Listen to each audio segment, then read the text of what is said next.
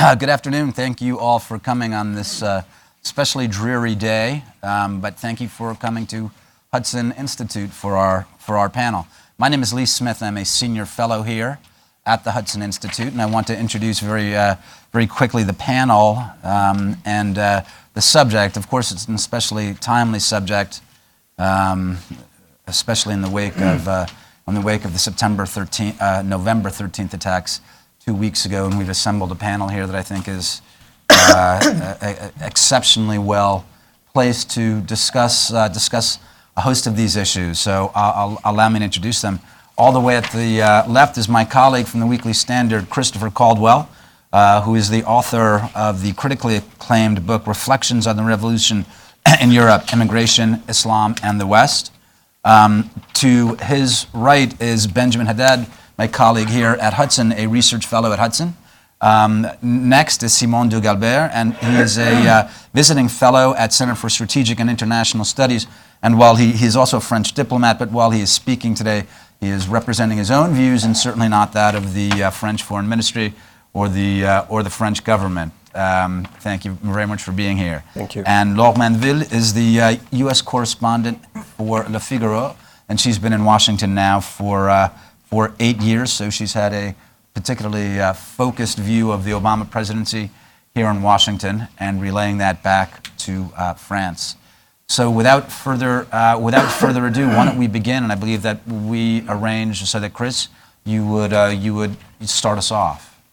Yeah, well, thank you very much, Lee, for the introduction, and thank you everyone for coming here today. I think the way these events usually work is that people prefer a conversation to speechifying. So I'll just lay out a couple of themes I'd like to discuss today. The other day I was in Passau in Germany, and as I came into the station, I noticed that there were military men all along the platform, and it was obvious that I was on a train with several cars full of refugees who were being moved from Austria into Germany along this route. This is the main train route passing from Austria into Germany that is used now that Vienna has filled up and Munich has filled up and several subsidiary places have filled up. This traffic tends to go through Passau.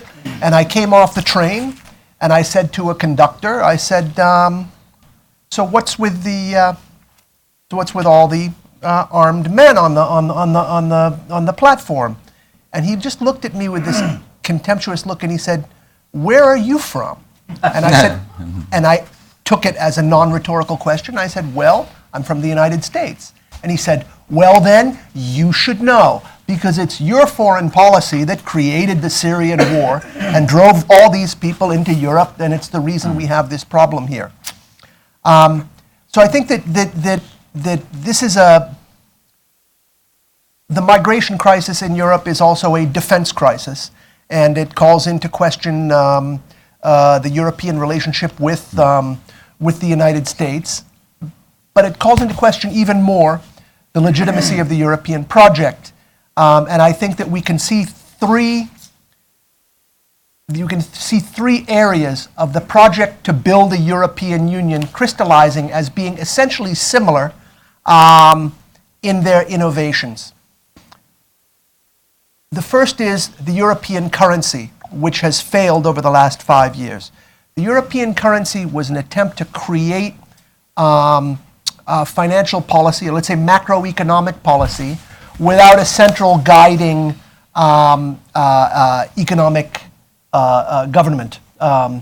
So you just wrote guidelines and you wrote penalties into the European governing structures for countries that didn't obey those guidelines. That failed.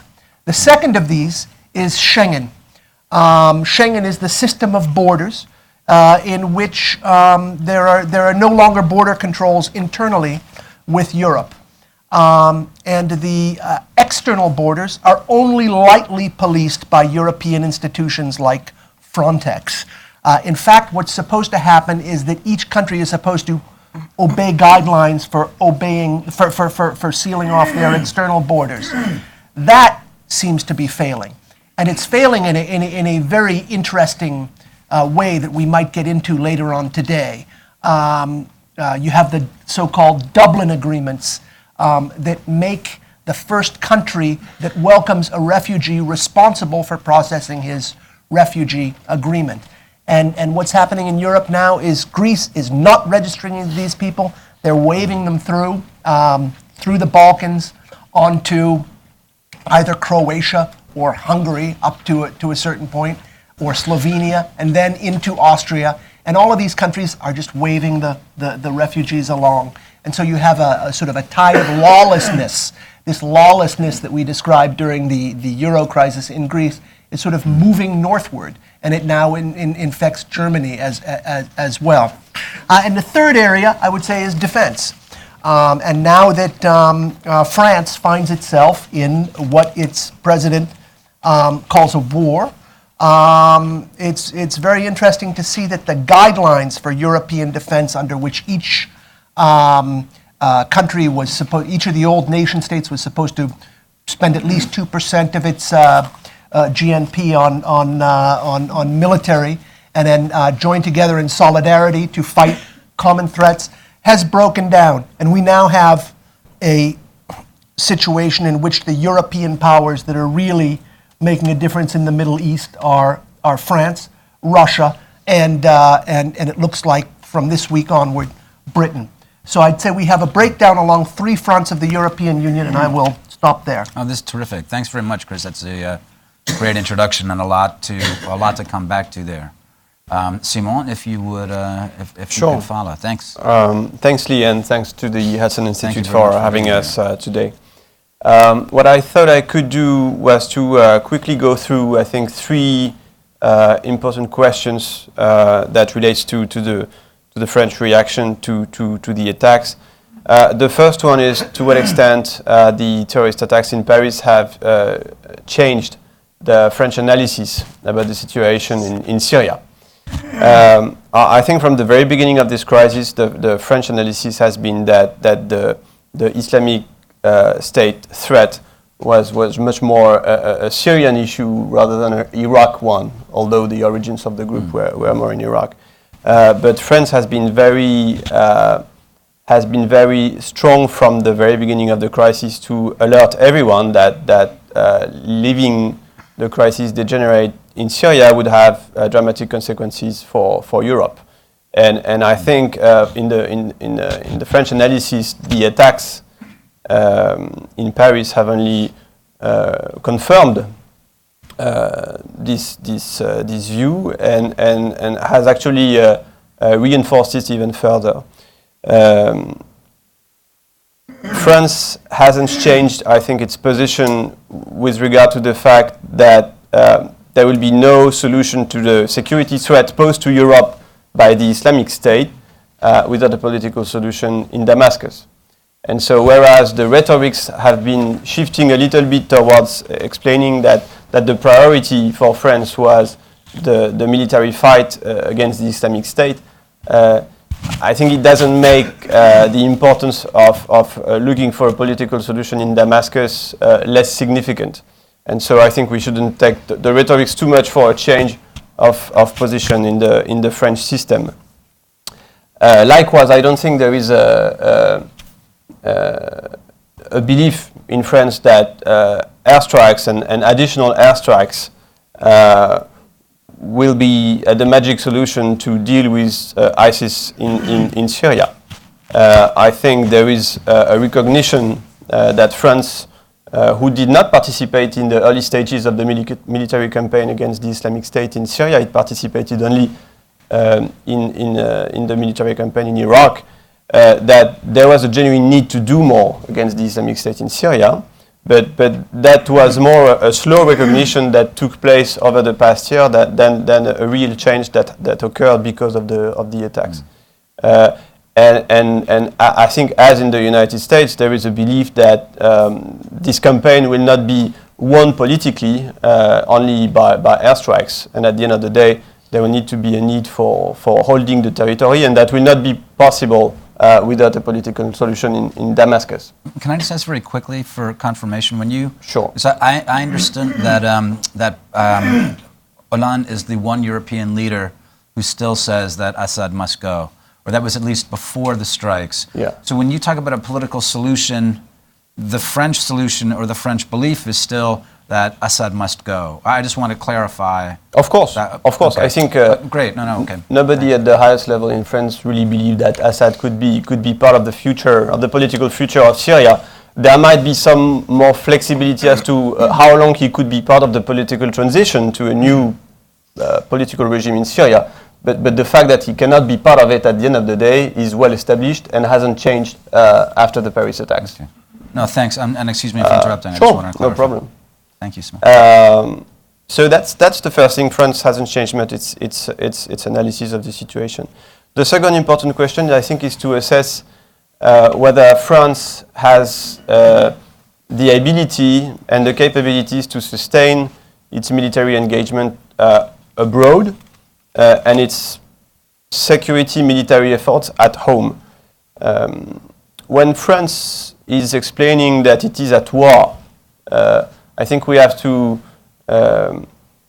be very clear about what's about military operations abroad, which is what France has been doing for quite some time in Mali, in Sahel, in Central African Republic, but also now in Iraq and Syria. And what France is doing at home, which is not being at war, but which is engaging military forces to bring additional support to the police and gendarmerie forces to secure sensitive locations. But altogether, this deployment of French military forces abroad and at home is creating huge constraints for the French military. Financial constraints that the government has addressed by increasing significantly by cancelling cuts that were supposed to happen over the period of 2014-2019. You have to bear in mind that France was supposed to cut its military forces by 34,000 personnel in the French Ministry of Defense. And after the January Charlie Hebdo attacks and these attacks, the decision has been taken to cancel about 25,000 of those cuts. So it's actually 25,000 additional personnel that will be brought in the Ministry of Defense over the next few years. And this will take place for active forces, active duty forces, but also for intelligence mission and for the cyber mission. So there is a recognition that France needs to do more, and financially I think this is very much sustainable.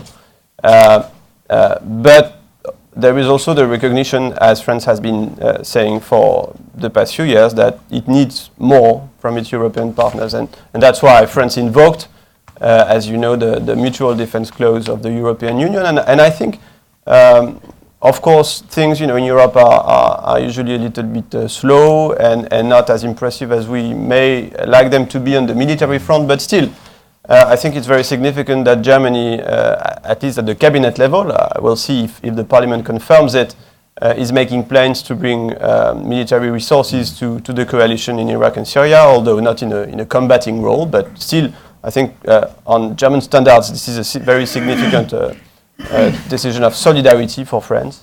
The UK is also going to bring capabilities that will bring a military added value to the coalition. Qualitative, I would say, more than quantitative, but we'll see how the vote is going later on. But the Europeans are responding on the military front. There is a lot to be done on the non-military front. Perhaps we can talk more about that later on.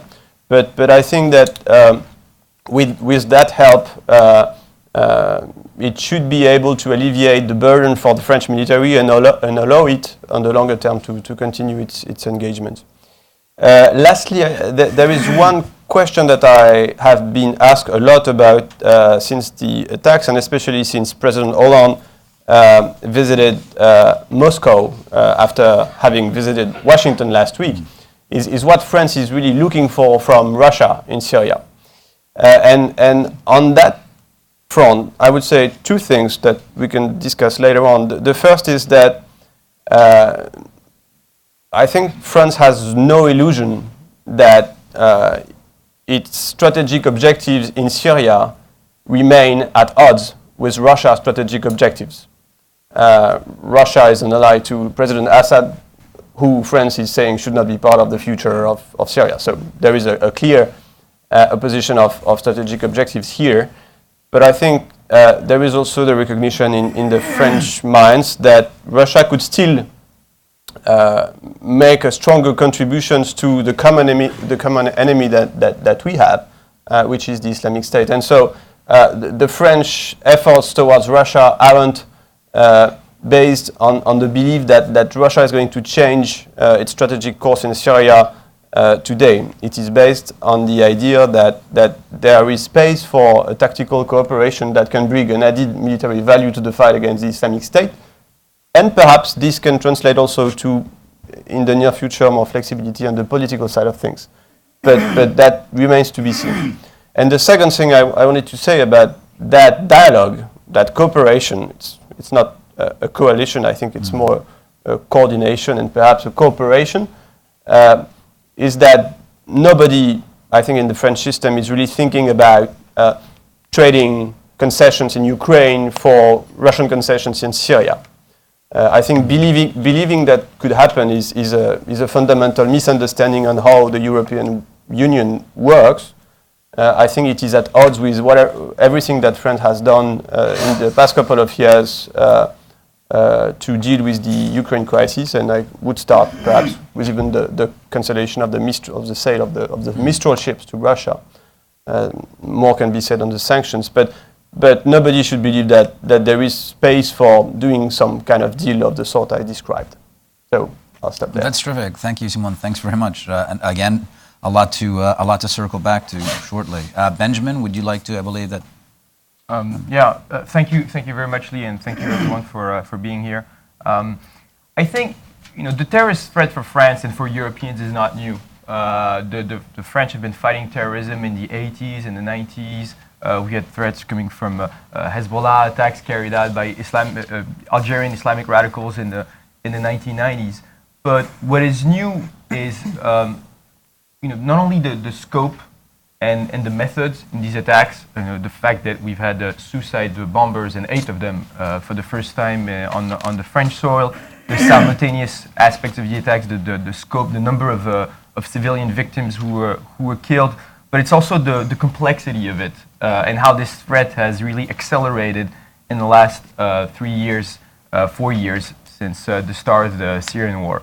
I think Hollande actually summarized how complex and multifaceted this threat was in his speech in front of the National Assembly a couple days after the attacks. He said, these attacks were prepared, planned in Syria, they were organized in Belgium, and they were carried out in France with French homegrown complicity.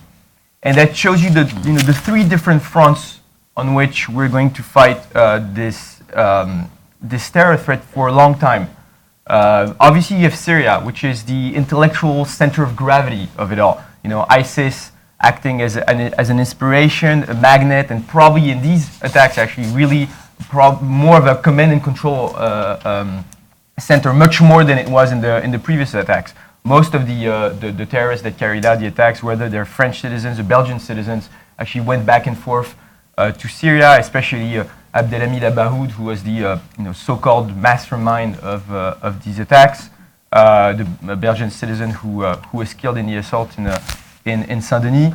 And I think, as Simon clearly said, the French have been trying to push for a more proactive policy to stop the Syrian war for the last few years. I think one of the big frustration and turning points on this crisis has been the non-enforcement of the red line on the use of chemical weapons by the Assad regime against its own population 2 years ago. If you recall correctly, the French president, François Hollande, had already given orders to the French fighter jets to strike Syrian facilities, and we all learned at the last minute of Obama's about-face and deciding to strike a deal with Putin and the Assad regime on this. And since then, we've only seen the situation deteriorate, the rise of radicals as a response to repression of Assad of its own population. And so that's for the Syrian front. But obviously, I mean, there's a European dimension to it. As you said, these attacks were planned in Belgium, so they've deftly exploited the shortcomings of intelligence and security, notably the security cooperation in Europe, and especially in a country like Belgium that has seen the highest by far proportion of European radicals going to fight in Syria. They've been able to get weapons, equipment, rent the cars, and prepare with going totally unnoticed. And this really calls for stronger cooperation. I think that's Simon mentioned that the French French President Hollande called for the first time for the clause of mutual assurance, mutual security that is in the European Lisbon Treaty, the sort of equivalent of the European Constitution. It's the first time it was called. It's the equivalent of the Article 5 collective security clause, the NATO one, at the European level. And the fact that he asked for European support rather than Article 5 actually says a lot symbolically and politically. It shows, the fact that the French consider they've been fighting a little bit on their own against terrorism. Now this is a European threat, not only because they've prepared in Belgium, but if you see the sequence of events in the few days that follow the Paris attacks, you have a foiled attack against a stadium when Angela Merkel was supposed to appear in Germany, and you had the shutdown for a few days of Brussels over an imminent threat. So this really shows clearly that this is now a European-wide threat that asks for European responses. Some of the few responses were encouraging. The European leaders called for stronger cooperation on technical items like what we call the passenger name record, which would allow European countries to share data and information on passengers on planes at the European level, stronger border control that you mentioned, and external border control of the Schengen area, stronger control on arms trafficking at the European level, and also obviously a bigger involvement of European countries militarily outside of borders on the fight against terrorism. And the vote that is held today, if I'm correct, at the House of Commons is absolutely critical because the Brits have taken, I think, a much less ambitious role on the international stage militarily these last few years, and they are the second. They're with France one of the two critical military powers of the continent, and we obviously need more of their involvement. And the third dimension that Hollande mentioned is the domestic one. They were carried in France with French homegrown complicity. And it's true that over the last few years, even though the French intelligence and security agencies were historically well prepared to deal with this threat, they've been overwhelmed by the acceleration of the jihadi threat over the last few years. To give you a striking figure, the French intelligence has a list that it calls the Fichier S, the S list, that is top secret and has a number of names of people who are suspected to be close to radical groups. That doesn't mean they're going to carry out attacks. That means that sometimes they went on radical websites, have been close to a cell, or maybe they went to jail and are radicalized in jail. And we estimate that we have about 11,000 people on this list. And today, if I'm not wrong, the DGSI, which is the French counterintelligence domestic agency, has 3,500 agents and is about to recruit to get 4,000. And that is not a lack of political will or lack of understanding of this threat. It's just that you don't train agents and hire people overnight. It's a lack of resources. You need the human intelligence. You need the cultural knowledge to infiltrate these groups. And that means it's going to be a long uphill battle to be able to cope with this threat. And this is going to test, I think, the resilience of the French society, of our liberal models, of the European societies in the long run. I heard a French intelligence expert just after the attack tell me, after Charlie Hebdo, we thought it was the French 9/11. Everyone said it was the French 9/11. But actually, it was sort of reassuring to say this because 9/11 being the sort of peak of horror, we thought we've experienced the worst, and now now we're gonna fight back. And now we're saying it's the French 9/11. The truth is, there's still a very heightened risk of attack. Intelligence agents, often say that there's no zero risk. There are actually other attacks that were foiled during the year. There was one against, actually that were linked also to Abaoud, who was killed in Saint-Denis. One was foiled on the Thalys train, you remember, with the American Marines who intervened at the last minute. The other one was that was Abaoud operation as well. Absolutely, yeah. In August, there was another one in Villejuif last spring against a church that was foiled just because the jihadi shot himself in the foot and called the emergencies because he shot himself in the foot. So because of his own clumsiness. So it's a long-term battle, and I think this is really where there's an alternative. We're at the turning point. Either we take the fight with Syria, but the only power that really has the ability to change the balance of forces in Syria, both fight against ISIS, but also encourage a political solution without Assad, is the United States. And it's true that the European perception of U.S. policy in the Middle East right now is that Obama doesn't consider the Middle East to be as central a strategic issue as it was under previous administrations, that the U.S.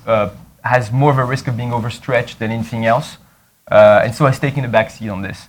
But I think now there has to be an understanding among American policy-making circles that it's not only about the Middle East, which is tragic enough, but it's also down the road about the resilience of European societies, which have become a new front of the Syrian civil war, in terms of terrorism and in terms of the refugee flow that we have to cope with. The debate about refugees, by the way, if you allow me this side note, is interesting when you see that it's taking so much space in the American presidential campaign right now. About 10,000 people who are fleeing persecution. In Europe, we estimate we have about 2 million refugees at the borders of Europe.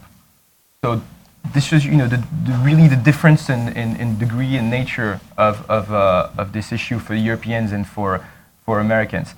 Because if the United States doesn't get more involved, then what is the alternative? The alternative in the Middle East for Europeans, reluctantly, is Russia, which with Vladimir Putin, who is the only one maybe who has a clear strategy, a clear objective, which is clearly at odds. And I think I totally agree with Simon. I think there's no illusion among French policy circles at the Élysée or at the foreign ministry that Putin is not a serious partner in the political transition in Syria.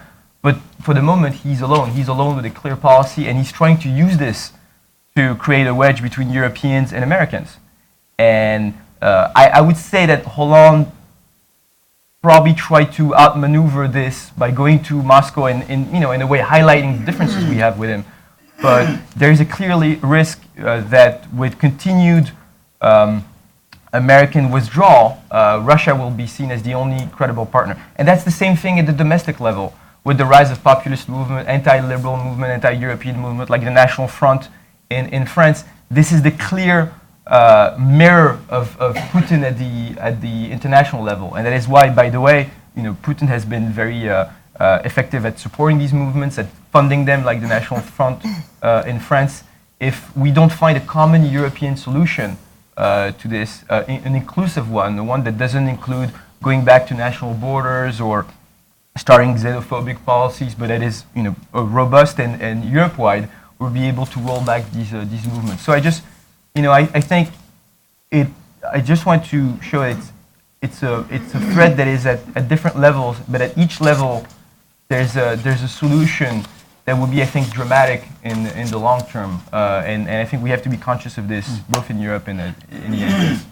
Benjamin, thanks very much. It was terrific. Laure, if you could. Yes. If you could follow up and finish off our first round. I wanted first to come back. I mean, most of the things I'm going to talk about. First of all, thank you for inviting me. Thank you for being here. Yeah. So I'm going to come back to some of the themes which have been discussed already by the others. But I want, first of all, to start from an image which I remember after the January attacks against Charlie Hebdo. I was with many of my compatriots. I think Benjamin was there as well.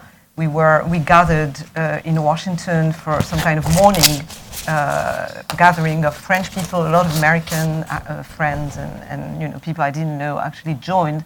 There were about a few thousand people, and I remember the sort of incredible emotion and surprise at the same time that I felt when I heard in a very low tone, but still, it was there, the French people singing the Marseillaise. It was very low, it was nearly timid, but they sang, and I can tell you, for a French person standing there, it was very emotional.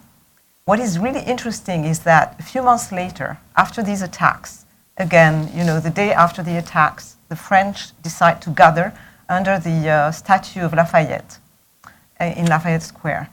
And you have, I would say, maybe 1,000, 2,000 people there, and also Americans, French people, a lot of young people that time, much more, I think, than the first time. And this time they are singing loud. They're singing several times and extremely loudly this Marseillaise. And it's very interesting because I think I've never heard in the last few months as many Marseillaise sung, across the board, in France, across the world. And I think this is very significant. I think that there is in France an awakening of patriotism. And it's something which comes from a very deep level of the consciousness of our nation. I think that the French, in January, had recognized the threat, but they were still, a lot of criticism, people saying, okay, it's because Charlie Hebdo were so rude about Islam that they provoked these folks, and they answered back, and it was about blasphemy, etc. So there were some reserves, there were a lot of debates, especially on the left. There were some kind of nearly justifying somehow the attacks by, Charlie Hebdo were not politically correct enough. And then this time there is a totally different, it is a change of mood. And you have the French polity, I think, is really a striking majority saying this is a threat which is for real, this is a threat which is for long, and we have to respond. And then and there is this response which comes from very far away, and I find it interesting, and I want to submit to you some kind of Gaullist thought, actually, about what is France. Because, I know that Bob Kagan, for instance, and many other people have for years said that in Europe, we are Venus, we are not Mars anymore, we have lost the idea that we have to fight, we've been, sitting under the umbrella of the American, army, and we're not going to fight anymore. We are postmodern, post-Westphalian, and post-religious. And I think at the moment, you must say that the French people have never had so many flags across the country, and you have a very interesting signal that many French guys, young, are enrolling in the army, which is something very new also. And to go back to De Gaulle always said that the French nation was something autonomous, which had a life of its own. And that, in terms of, in time of danger, this soul of the nation would awake. And I think that's something we are witnessing now. What is interesting, this is the first level I wanted to talk about. There is another level, which is the political level. The political level is the level of the political elite and intellectual elites in France. What are they thinking? I think that actually Christopher put his finger on part of the issue when he sort of made a pretty blunt assessment of the different failures of the European Union. And one has to understand that the political software of the European elites, and mostly in France, because France has been actually the engine of Europe from the beginning, and I think the brain of Europe to some extent, of its dream of this Europe without border, a sort of federalist project which was in March, etc. And now they are in shock. They've been hit by the horror of this attack, and suddenly they understand that the project they had is in real danger, and maybe it was actually in part an illusionary one. I mean, it's a question I'm asking. I think Benjamin would disagree on that. No, I'm very happy you're saying this, because I'm thinking this was the first question I wanted to ask of all of you. So please, you answer this first. Yes, and what I wanted to say is that you have the question of at what level are we going to fight this fight? And I think that the French people, of course, they understand exactly what Benjamin said when he says this is going to be fought at these different levels that he's brilliantly, described. But there is this understanding that, yes, we have to fight at the European level, but is the European level at this moment equipped, in the sense of militarily, politically, and intellectually, and with the will to fight that we need? And that's why I think there is a question of what are we going to do? We have to somehow understand that in this time, this tragical time, the nation state is needed, because the nation state is real. I mean, the European Union, in many ways, is a construction, and which has not been filled with content. And the question of the borders, we realize that these borders, it's been a catastrophe when you think that most of these terrorists, French-born or Belgian-born, have been able to go back and forth throughout the border, because these borders, as I think the former director of Interpol said, was a welcome sign. The open borders regime was a welcome sign for terrorists. They could move absolutely easily. And I think that there is a recognition in France that we have somehow to toughen up the border regime on the nation-state level. And I think that there is a debate, of course, in France and throughout Europe and in the US. And I was participating in a debate last week at the Brookings, and some of the people argued that you should never get back the borders, national borders, because then it's the end of Europe, it's the end of the dream, and it's going to be a terrible, tragedy. But I'm just saying that maybe it's not forever, first of all, and maybe it's necessary, because I'm old enough to remember that Europe existed before Schengen, and it was a pretty normal place, and I think we can live with control at the border. It doesn't mean the end of European culture.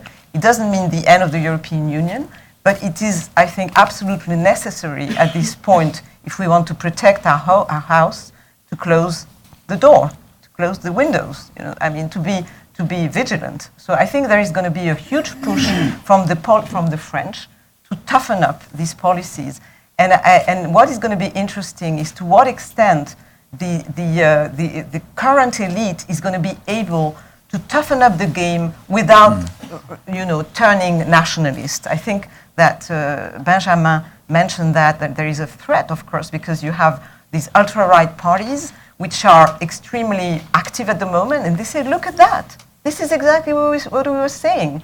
We have failed, so let's go back to a very strong nationalist policy. And my view and argue that it is possible to find a middle ground between being naive and refuse to take any common sense steps and becoming, sort of shifting to some kind of extremist type of policy. So that's what I wanted to say. I'm going to leave out many of the topics which have been discussed. Maybe I would say one word about the Russia issue, because I've covered Russia for 20 years, so I have some views on what is happening there. And I disagree a little bit with what you said, both, about the fact that the Russian elite the French elite is absolutely cognizant that there is no way we should do any trade-off with Russia on sanctions. You said the French government. Yeah, you said the government, but I think Benjamin said a bit more. Oh yeah, no, I meant you meant the political. Because okay, of course, on the right, on the right it's different. But then we agree. But what I wanted to point for the audience is that in France, we have to understand that despite the fact that actually Hollande has been holding his ground pretty steadily, saying, okay, we should not. There shouldn't be trade-offs. I mean, he didn't say that actually explicitly, but apparently it is the way they think, I hope. There is a huge part of the political elite in France which thinks otherwise. And I was absolutely struck, I think a few days after the attacks, François Fillon, who was former Prime Minister of France, he's not an ultra-right politician. He's really the sort of, I would say moderate, mainstream right. And he said, it is, of course, we have to lift the sanctions with Russia. And they are, Sarkozy actually is in favor of, I don't know if he said that, explicitly, Yes, but yeah. he's in favor of, huge rapprochement with the Russians. That he said that the Mistral, that not selling the Mistral to Russia was a huge mistake. So you have to understand that the Russians have been pretty bad, I think, in their policy in Syria. And there was a very good piece by Thomas Friedman, I think, a few days ago saying, well, the Russians have not been particularly great. They had this huge Sunni threat inside, and they are, they have put the whole Sunni world against them. They're not doing great in Syria, but at the same time, they are doing quite well in Europe. And I think one has to understand that I think the foreign policy of the Russians in Syria is only a way to get to Europe, and that the main battlefield for the Russians is a battlefield with the United States, and that the stakes is Europe, because the Russians, they want to convince Europe that the states have been absolutely unable to ensure their security, that they are allied with Saudi Arabia, with countries which are actually a threat to Europe, like Saudi Arabia, the Gulf countries, Turkey, which is now, they say, look at Turkey, it's a dangerous actor, and the Americans are aligned with them. Why don't you ally with us? Because we can guarantee much better the security, and it's a natural alliance. And I think this has a lot of echoes in France, growing echoes, and we should really be aware of that. So No, I think that's great, and I'd like to be able to circle back around to Russia stuff. It's very interesting. I think it's fundamental insofar as Syria and the rest of the region is concerned, and certainly I think in lots of ways you can see that Putin has levers on Europe in lots of different ways, as does Turkey in a way. But I want to go back to one of the issues that you started to raise, and first I want to ask Chris, because I think maybe we'll get everyone to, or we'll get you and Christopher to gang up on Ben.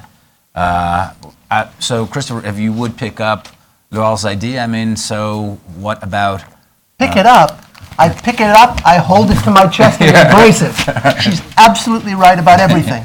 She's absolutely right about this. And is this a good thing, or is it like to see Europe on the teetering on the edge of the abyss? Or yes, because it's nothing. Because because these countries have entrusted their security and prosperity to a chimera. Okay, there's no European army. But European elites have said that Europe will protect them from this kind of thing. There's no European intelligence service, but European elites have said that this will keep you safe from terrorism. There's a highly unpopular European arrest warrant. People don't want this, and so you're better to place your faith in something real than in something fake. And I would say that I was struck reading an article in the New York Review of Books this morning by Michael Ignatieff, and it was a sort of a classic distillation of. I mean, it's very intelligent. He's written a lot of very intelligent things about the war on terror, but this was a classic, pure distillation of the human rights view of what's going on with ISIS in Europe now. And he said, ISIS is trying to draw the West into a war in the Middle East, but we cannot play their game. And ISIS is also trying to create a civil war in Europe, and we cannot play their game. So it means we can't exert military pressure in the Middle East, we can't crack down on anything in Europe, we can't do anything. So it's sort of like it's like the reductio ad absurdum of this guy, this idea that terrorists win. Like, if we do anything to fight the terrorists win, And, Benjamin's example of fichier S, and which is something, it's the perfect example to bring up in this context. It's something that Roel Gerecht has written a lot of good things about in the Standard. It's a very difficult thing to surveil terrorists and potential terrorists. And I think that when I used to follow this and used to read Ruel and others like him more carefully. I think that the French were keeping an eye on, I may be wrong about this, but I believe 800 to 1,200 really hardened cases. This is like a subgroup of this fichier S. And they were able to do it. They were able to do it by infiltrating mosque. Since the war with ISIS in Syria, this group has got a little bit bigger. Not that much bigger, maybe like up to 2,000. But the French are now out of personnel. They can't follow these guys. And you saw what happened with the Kawachi brothers, right, with the Charlie Hebdo bombing. These were guys who, in the summer of the year before last, you know, the intelligence services underwent a periodic review, and it's kind of like fantasy football. You know what I mean? Who's gonna be a big performer next week? And the Kawachis, they were just below the cut, so they took their tail off of them. Okay, now. When we talk about, you know, sort of like being all human rightsy about this, it's great if you have the resources to do it. But if you bring in a certain number of refugees from Syria, of course they're not all terrorists. Of course many of them have a totally legitimate reason to be coming to France. But you're also going to maybe double that pool of people that you're incapable of keeping under surveillance as it is. And so there's just a pragmatic problem that comes up. Benjamin, I see you. A couple points, nodding but first on the refugee, I mean, let's be serious. This has nothing to do with refugee issue. So we shouldn't even be discussing it this way. Well, look, the refugee issue, we can debate the resources we have to integrate them. Is it better even for them to be in Europe, to be in neighboring countries? Let me put it like this. I mean, these attacks are carried out by French and Belgian citizens, and most of them, I don't remember the biography of all of that. I think they were all born French and Belgian citizens. We have a problem of a very, very small minority of people who get radicalized over the internet, in prison, who are usually delinquents and violent before becoming radical Muslims, or even sometimes before becoming Muslims, because a lot of them are converts. 25% of the radicalized people we're talking about on these lists are actually converts. They're people looking for a fight, for quest for meaning, for violence, whatever it is. They're psychologically vulnerable and brainwashed, and then going to Syria. But this has nothing to do with the refugee issue. These are people who are fleeing both Assad persecution and ISIS, who, if I may be a bit provocative about this, might actually be a great intelligent asset on what's going on in Syria, because they know the ground, they know the situation. That doesn't mean we have to overnight welcome all of them. There's lots of extremely complicated considerations, and we also have to understand the qualms that some people in public opinion can have about this, and in countries where you have close to 10% employment, like France. Why should we understand the qualms if it has nothing to do with it? Because I think you had qualms before the attacks, but seeing these people as all potential terrorists is first misunderstanding the nature of the threat. I explicitly said the opposite of that. It's the tiniest, infinitesimal group. Yeah, but that's it. If the policy consequence, of an infinitesimal group, and once again, like they don't need refugees to come into to Europe. Some of them are already, have already radicalized cells in Europe. No, I think the way you put it before was very interesting. That it wasn't. We can certainly move it away from the refugee issue, but when you talked before about you have Paris, you have Belgium, and you have Syria. Yeah. So insofar as that expands, maybe not even a pool of people, but it expands a number of places you have to look out for in the number of different contacts. So I thought that was a very good way to put it, right? So Syria is an issue in that way, and exactly when the attacks happened, I thought, I was like, wait a second, all these guys were traveling on EU documents, right? That's it. Or they don't have them, whether or not they were traveling. The refugee route is actually probably the most complicated to take if you want to carry out an attack against the European soil. The truth is, it's much easier to have a European passport and go through Turkey, and take a train. Simon wanted to say something too. I just want to make sure that we got. I have several remarks on Okay, what has please. been said, but I think on that very point, we would have the same problem without refugees. It's simply a question of European coordination, of information sharing, of passengers' data, of control of the external borders of the Schengen space, rather than control of the inner borders within the Schengen space. So I would fundamentally agree with Benjamin on that, the more we can separate the refugee issue and how we handle it with the security threat represented by homegrown terrorists activated by foreign crisis, the better, politically. And for the sake of the facts, I think it's true, it's relevant too. I just wanted to come back to 2 points that a few of us mentioned. The first one on patriotism. Yes, there is more patriotism in France these days. I think France has never been a country that has been shy of being patriotic in itself. I think France is a strong nation state. But I take your point. I think what matters is what we do with that patriotism. Yeah. And I think so far the early political reaction that pollsters can analyze is that the far right is politically benefiting from the attacks, and that's just an observation.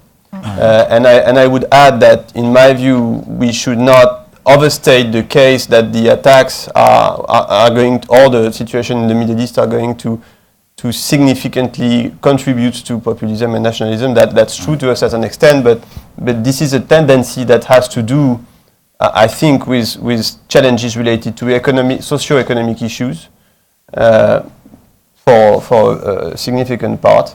The perception of insecurity obviously can reinforce that. But I think we have to put things in perspective in that regard. Now, when it comes to what we do with that, perhaps with that patriotism, but also with perhaps a more easiness to accept more groundbreaking political solution and answers. I'm not sure I agree that the response, the relevant response is to go back to national borders. I think the issue is actually at both levels. If you look at the modus operandi of the attacks, it reveals first that you have states within the European Union that aren't as strong and that aren't performing their fundamental functions as well as one could hope. Precisely. And I don't want to get into a blame game because I think it's worthless. But we still have to know that there is lack of controls at the Turkish-Greek border, and that there are shortfalls, I think, in the security apparatus in Belgium, as they are in France too. But it's a problem of nation-state functions, and I fundamentally disagree that we have explained that the elites would have explained to the European population that the functions of protecting European citizens has been given to the European Union level. That's fundamentally the contrary. So that's okay. The first point. There is shortfall at the national state level, and a strong European framework needs strong European nation states. Now there is also a significant shortfalls at the European level too. Coordination of information and intelligence, border control is a big thing, and so we cannot separate the two. It's all. But can I ask how? And I do want to come back to the far right in a second. But if you're saying that one of the problems might be that different states might not have done their job as well as possible, if I'm a French citizen and I'm saying I'm hearing that one of the reasons that we've had attacks in our capital is because the Belgians aren't very good at their job. They're not doing a really good job. I'm like, so wait a second, we're investing our security with the Belgians? We're investing our security just in the same way the Germans actually, here's an idea. The Greeks actually don't pay taxes. We love visiting, but we see how they operate, we see how they do it. So I guess, isn't there a way when people if the French political classes don't address this in some way, why are we surprised when they say, well, at least the guys on the far right are talking about it? They have a lot of ugly ideas and they're saying some bad things, but these guys are attacking our capital. And why? Because Belgium's not very good? I mean, isn't that a problem? I'll just respond to that and Okay, yeah, leave please. Benjamin continue. But as I said, I think the reasons why the far right thrives, at least in France, is mostly related to socio-economic issues. The security situation doesn't make things better, but the issue is Okay. mostly It's not socio-economic. fundamental, And I think with a rate of unemployment that would be much smaller, I think the far right would be much lower too. But that's a different issue. And on your specific question, I think nobody is explaining that the attacks took place because the Belgians don't do their job. I think if you look at the chain of events, there are issues at every step, including in France. Right. And so it's more an issue of national means, yes, in France, in Belgium, in Greece for border control and whatever, and these kind of things. But it's also about coordination and the coordination between the Belgian and the French services, for instance. Perhaps there wasn't enough coordination between national intelligence services and information sharing between the homeland security services. What the situation creates as problem is also a question of coordination between services, intelligence services that are in charge of the homeland and intelligence services that are in charge of abroad. And so in France, the cooperation with Belgium is handled by the DGSE, which is the external action service, and the terrorist threat in France is handled by the Interior, the Homeland Security Agency. So you have a lot of coordination mechanisms that perhaps were not as efficient as they should be, on which the agencies are working right now. Again, I think the more I think, to the extent that I can see so far, we need to avoid blame games. We need to foster cooperation, and the more we look inward on those issues, the less efficient we will be. Okay, well, let's avoid blame games. I mean, we know in the United States we have problems with coordination, say, between the CIA, the FBI, other intelligence agencies that do important and valuable work. We have trouble getting them coordinated in different ways. When we're talking about other national services, like I mean, if we had to rely on our security policy on the Canadians, that would be a big problem. Like how well we coordinate everything. I mean, obviously we do work with the Canadians. We work with people all around the world. It just seems that when you throw another variable into that, and I guess again the question that we're coming back to is about Europe. And I guess I'll ask you again, Laure, if you would address this. Maybe Chris is he's a little further out there than you are, but I'd like to hear you talk about it. Yeah, I first of all, I totally disagree with your analysis of the emergence of the National Front. I mean, the emergence of the National Front was due foremost, I would say, to the immigration issue. I mean, everyone knows that in France that it started to rise at the end of the 80s. I mean, the emergence of Le Pen is due to the immigration issue, and for years and years and years, it was the only issue they just prospered on. Of course, you can say that immigration is a social issue. It's not immigration. Yeah. No, it's not a social issue. Immigration. It's not a socio-economic issue. It's not a security one, at least. Yeah, what I'm telling you is that the question of mass immigration was the factor which triggered the rise of the National Front. And for years, this issue was totally hijacked by the far right because it was absolutely ignored by the other parties, because the question of immigration was seen as something, which was welcome, which should not, and which should not be questioned as something that could lead to some kind of problems of integration. Even the idea of asking, could there be some problems with integration, was at some point politically, seen as suspicious in France. And what is happening now is this is changing, of course. And I think that the far right is prospering on this issue precisely. I mean, of course, the socio-economic issue is linked to that, because the people sometimes actually wrongly think that if there is a mass immigration, the unemployment is going to grow. I'm not an economist, and I think these issues are very complicated. But what I'm sure of is that the issue of immigration, which has shifted actually in France because of the presence of a very big Muslim minority, which is about 10%, has created in France a big debate in the last 10 years on about identity issues, which is now, of course, as you know, there is a huge debate in France about these issues in relation to what is happening, because one of the questions that we have that we can't sort of wrap our minds around is why are these young French-born guys going enraged, I would say, going for killing their French countrymen, and what has happened to our system, to our society, which has made us incapable of having them feel French. Why are they enraged? And as you know, there is a huge debate with very ideological responses, which none of them is really satisfying, I would say. You have the sort of left answer, which is it's socio-economic, and we've been incapable of providing to these minorities the deserved place in French society.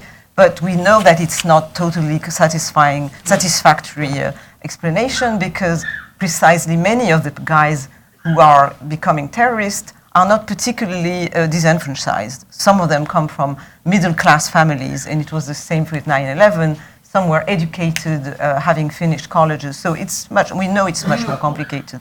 There is the cultural explanation, which is the religious one. And for many years in France, as in the US, even more in the US, I would say, it was an explanation. The sort of cultural religious issue was not something which was politically correct to envisage, because it was seen as a criticism of Islam, as Islamophobia.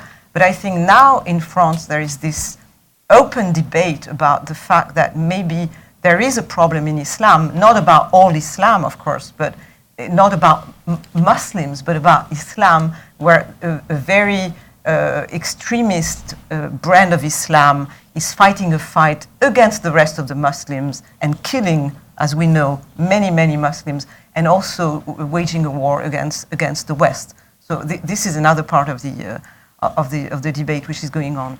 I mean, but to come back to the European issue, I think I'm probably more moderate than Chris in the sense that I think nevertheless that the EU has brought about significant successes over the 50 years, and that the fact that so many countries have been willing to enter the EU, sort of extraordinary romantic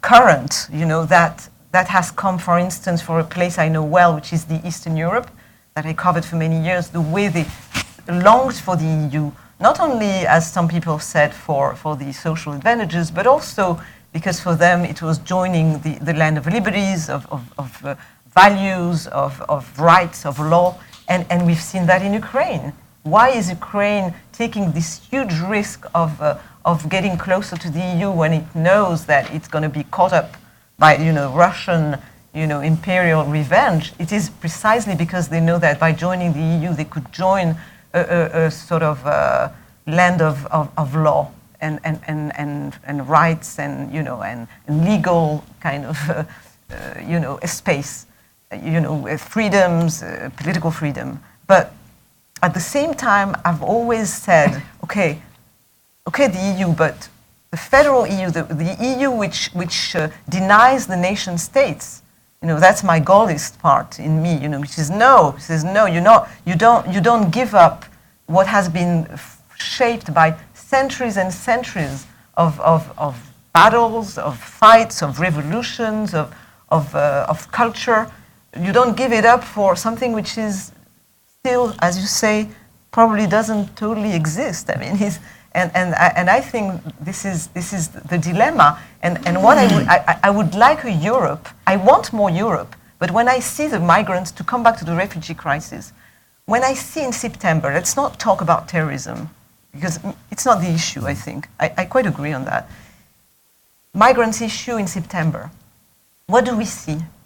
In September, we have the General Assembly in New York. I'm hoping, as a French citizen, that Europe is going to come up with some kind of plan at the General Assembly. And what do I see? Nothing. There is no European plan. There is plan for what? For the refugees? Not even for refugees, but I'm telling you, for what is the core issue of the refugees, which is Syria. We don't see any involvement of European states together to say, okay, we Europe are now confronted with an existential threat. Why don't we put together our approach and our solution of what we should do in Syria to stop this crisis and to solve the questions? My understanding again is that Hollande was the one Western leader, including this White House, that said, no, Assad's the problem, he has to go. That's the fundamental problem. This is not about ISIS, right? It is Assad who has created the refugee crisis. Whether or not it's intentional, whether or not it's a massive campaign of sectarian cleansing is another question. But it is without doubt he who is responsible for it. So in a sense... I agree with that. But I guess what I'm saying is, if Hollande's going to stand firm on this, what does Europe as a whole do? Yeah, especially when the United States is totally against it. The United States is aligned. The White House is aligned with Russia, right? Which is about protecting Assad. Absolutely. I don't agree with that. I don't agree with that. I think that the Europeans had a chance. They had an obligation, at least. I don't know if they would have been, sufficiently efficient. They had an obligation to come up with a plan at the General Assembly and say, okay, we are Europeans. We should play a part in this Syrian crisis. And for me, it is not totally out of place to even envisage, French politicians saying to their countrymen, okay, you don't want this huge crisis? You, Poland, for instance, you don't want to be confronted with thousands of refugees? You don't want them? You're threatening us that you don't want to accept them? Okay, give us some troops to provide for a flight zone in Syria to secure these poor people who are flying, the barrel bombings of Assad and the danger of the Islamic State. You, Germany, you Hungary, you've been so forceful not to welcome the French, the British.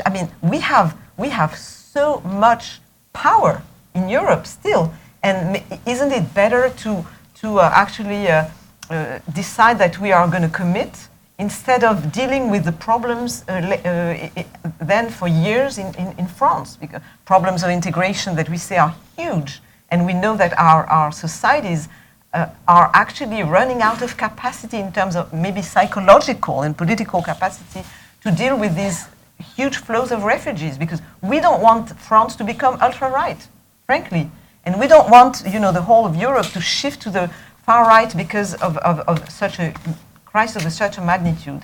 And instead of having some kind of initiative on the European side, we had a Putin plan, which was absolutely incredible at the General Assembly.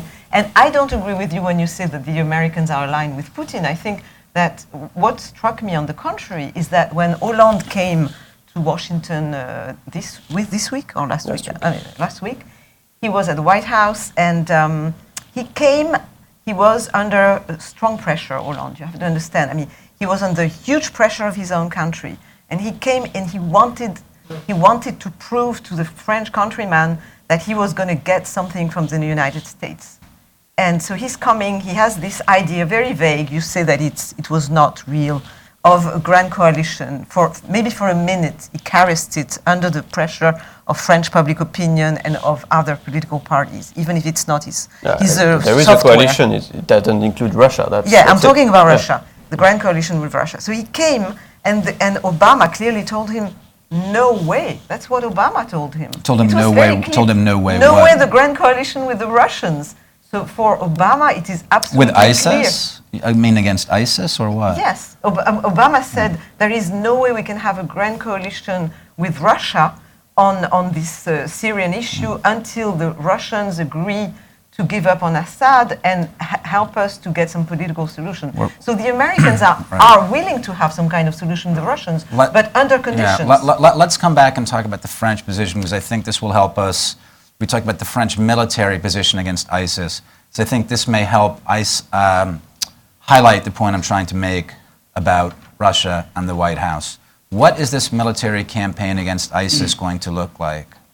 Simone, I mean, would you like to start with this? I mean, how far does this go? What's the goal? What's the... at what point do the French stop? The military campaign against ISIS is only one should be and is one pillar of a broader strategy to stabilize the Iraq-Syria quagmire and ensure that strong governments, inclusive governments in Baghdad and Damascus are able to hold their territory against the threat of jihadist groups, right? So that's the goal. So we can talk about the objective of the military campaign against ISIS.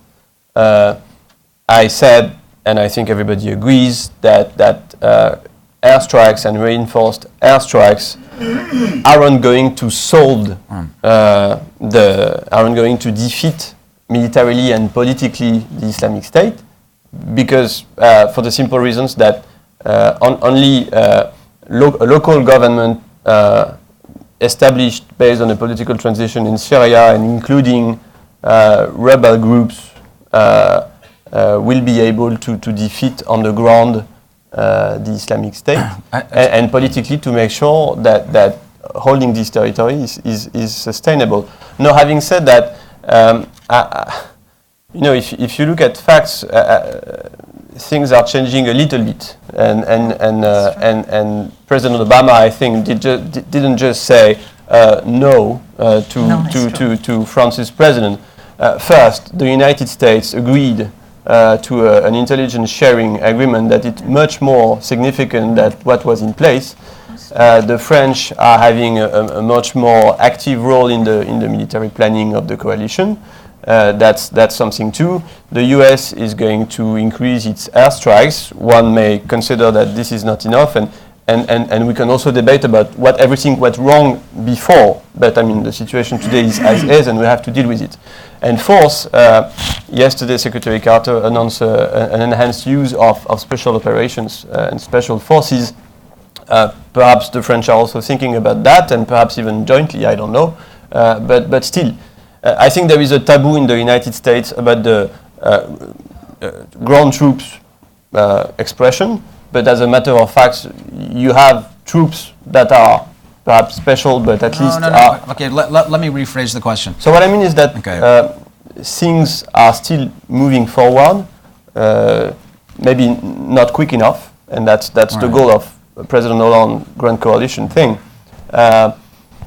But at the end of the day, as I said several times earlier, we will not solve the security situation without a political transition in Syria and without establishing a state that is able to control its territory. Exactly.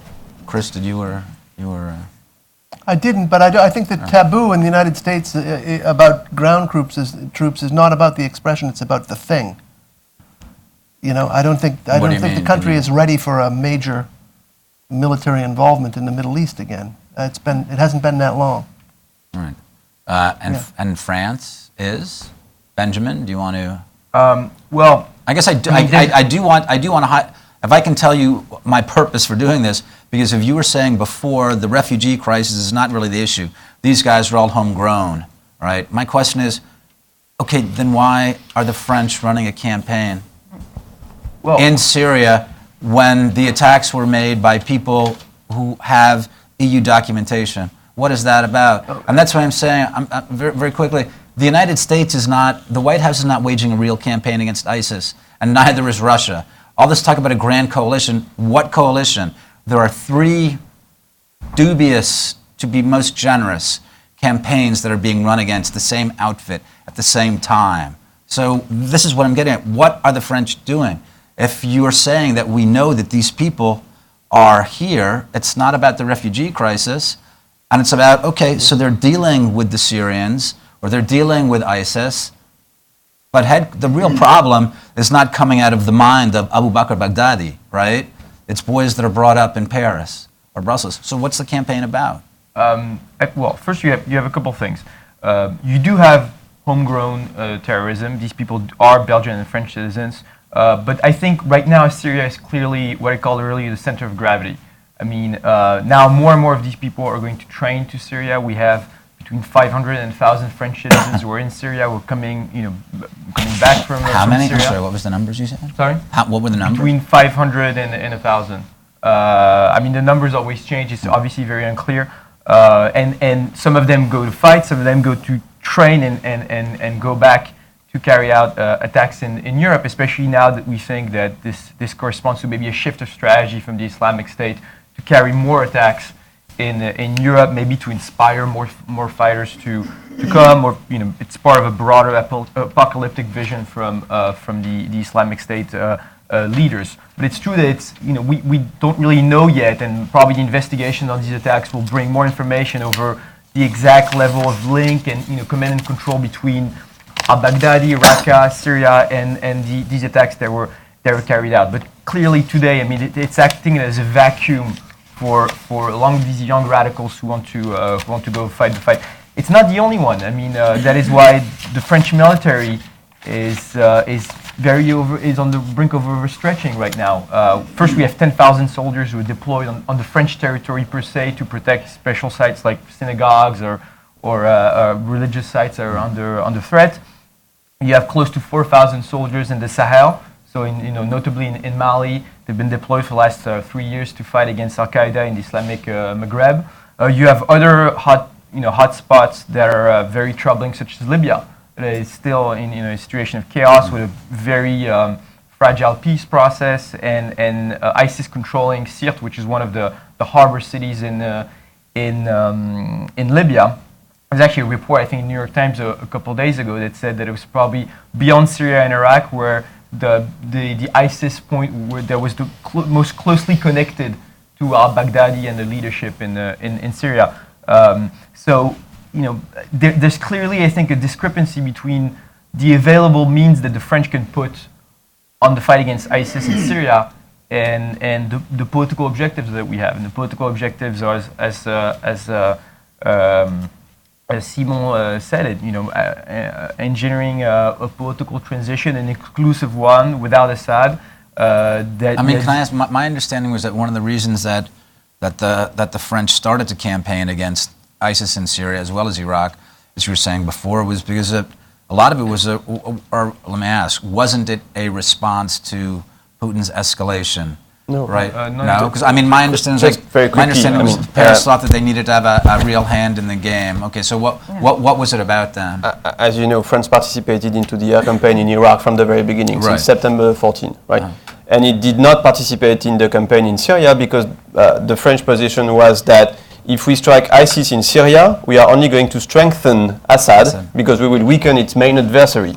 And as they are not fighting each other, if we fight ISIS, Assad will have its hands free against the other rebels. Right.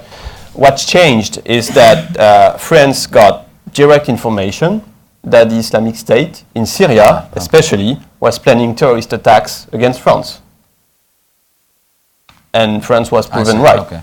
And so France started in September 15 to strike command and control centers, training camps of the Islamic State in Syria, and the attacks having proven France being wrong, being right about the threat, and the planning in Syria led to an intensification of the airstrikes. And so the military objective is to degrade and to degrade the Islamic State ability to this terrorist attacks planning. Can I ask, directly? While it was just very quickly, and you can actually answer this, Benjamin. While the campaign picked up abroad in Syria and in Raqqa, what about after Charlie Hebdo? What was the French campaign like then? I guess my question is, did people say, "Wow, this is insane. It could get a lot worse"? Because you were saying before, this is our 9/11. This is as bad as it can get, and it got worse. So what happened inside domestically in France? What were the responses there? If we see that, what the responses were abroad.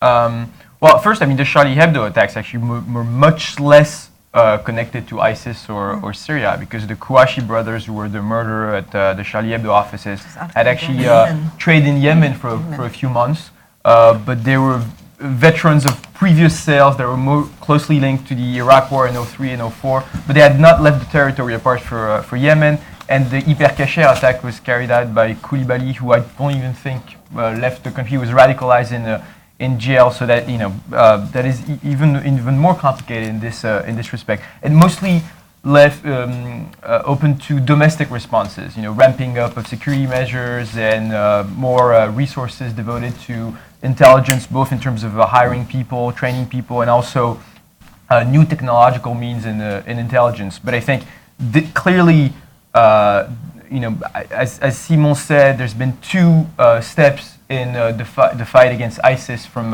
France. The first one was in August, September. I think it was mostly a consequence of the foil attack against the Thalys train, right.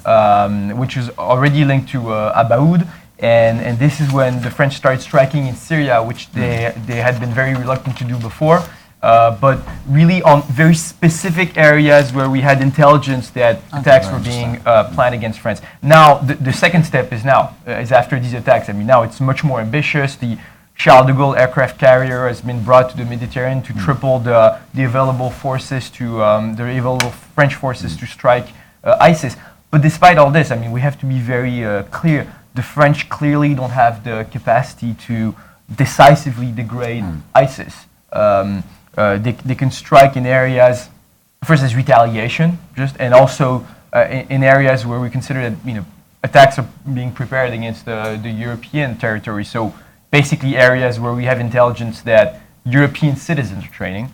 But there's only the United States, and that is what Hollande ultimately came to Washington for. There's only a much more robust U.S. involvement, both militarily and politically, that can shift the balance of forces in this fight.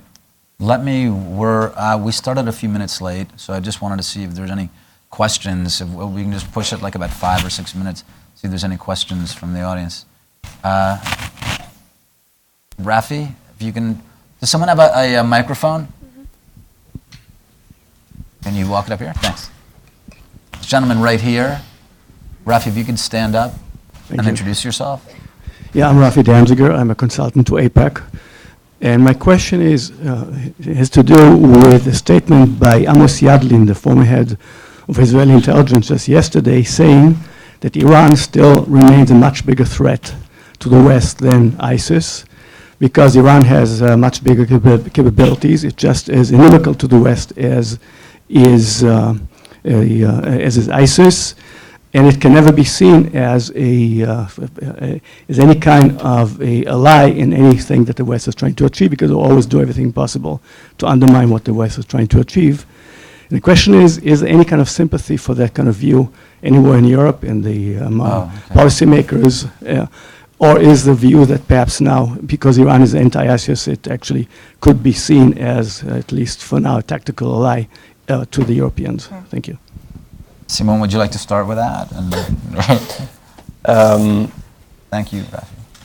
What I would say is that I think there is the recognition that Iran poses a strategic challenge, I would say, to the situation in the Middle East, and so by extension to Europe and to France in particular, considering France's close relationships and defense agreements with several countries in the Gulf, and with Israel, of course. But second of all, I think from the European standpoint, the nuclear agreement that was agreed last summer and its implementation will deal with the most pressing strategic threat that Iran could be posing to Europe in the next years, and that the ability of Iran and to get into a more, I would say, a constructive cooperation with its neighbors will be key to the stability of the region and therefore to the stability of Europe, because the Syria crisis is the very example that instability in the Middle East has consequences for Europe. Lastly, I would say that yes, in many European countries, and I think in France too, to some extent, and surprisingly on the same side as the ones that support more cooperation with Russia, there is sometimes the idea that Iran should be more involved into regional cooperation. France should be more engaged with Iran to discuss and cooperate on regional issues.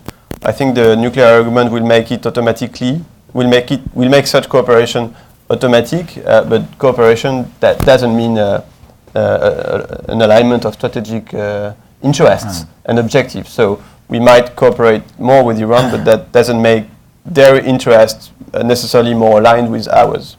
So I would just say, Rafi, I'm sure you probably know that after both the Charlie Hebdo, Hyper attacks and then the November 13th attacks, both the Iranians, the Syrians, and Hezbollah media ran an information campaign precisely like that.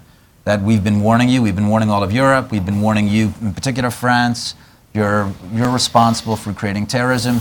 Now you should come and talk to us because we have the solution. Actually, it was in the Russian press as well.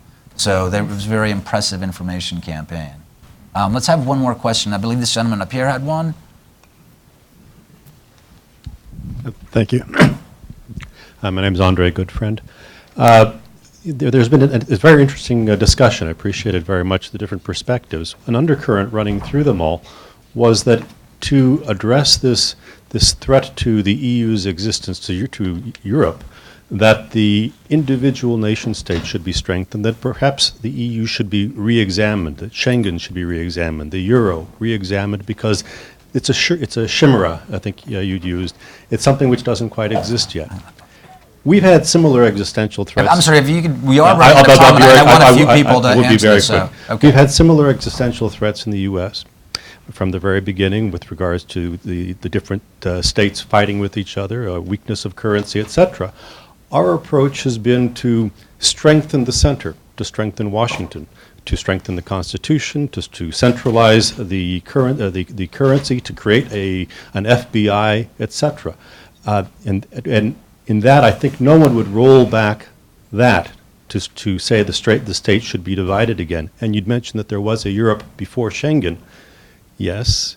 Sir, I'm really, if you don't, I'm going to have to move on to someone else, okay? Are you asking a question, or what are you doing?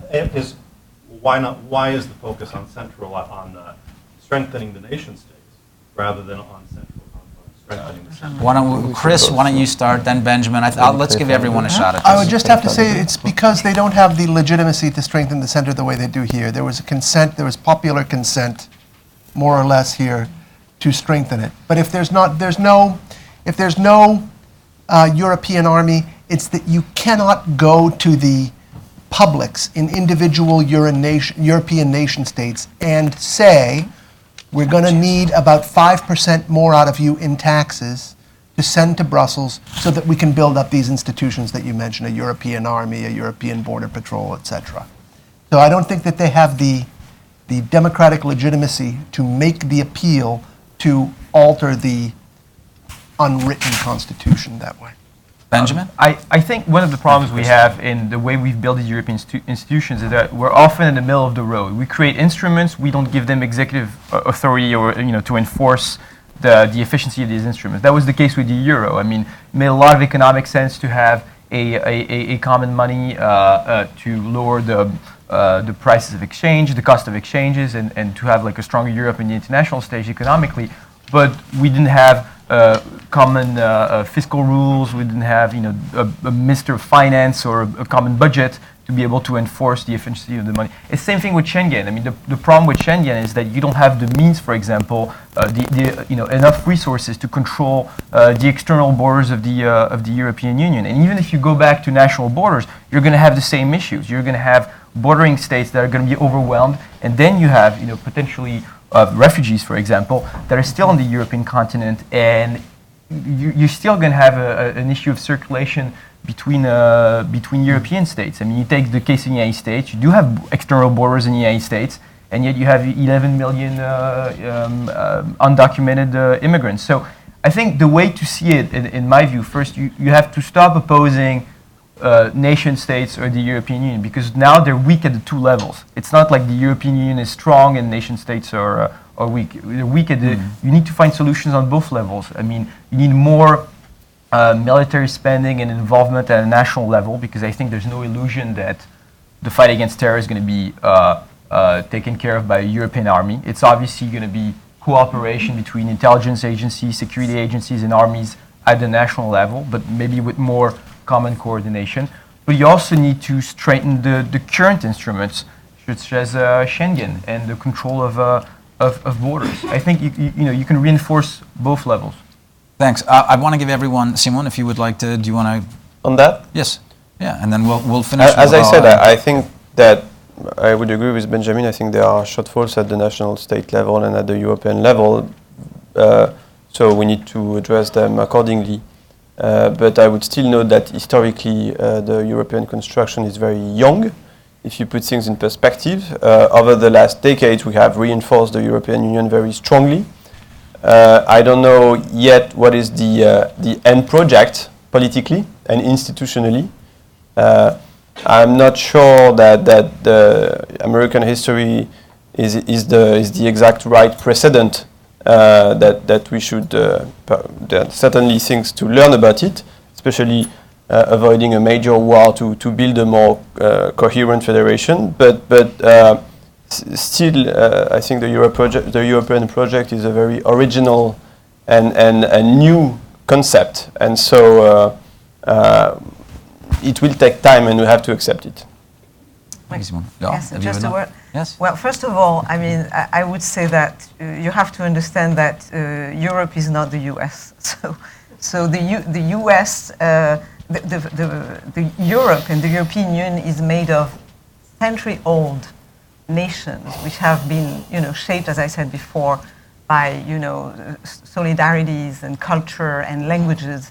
It has nothing to do with what's happening in the. You can't compare a European state with an American state. So in that sense, there is no possible comparison to be made, and that brings me to the next step, which is, of course, you have to strengthen Europe on both levels, but in the absence of a strong Europe, which is now in some ways unraveling, in some ways before our eyes, I think that to strengthen the nation state and not to give it up because you say we can strengthen the European levels, but that means you weaken the national one, I think would be a big mistake. And what I think is that Europe will exist not because of the will of some federalist bureaucrats or politicians who will decide that Europe is going to exist. It won't happen that way.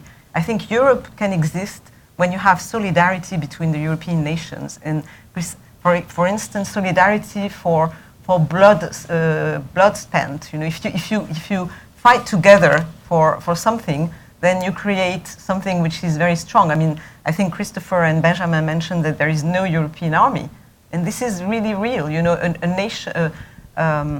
A nation. You cannot.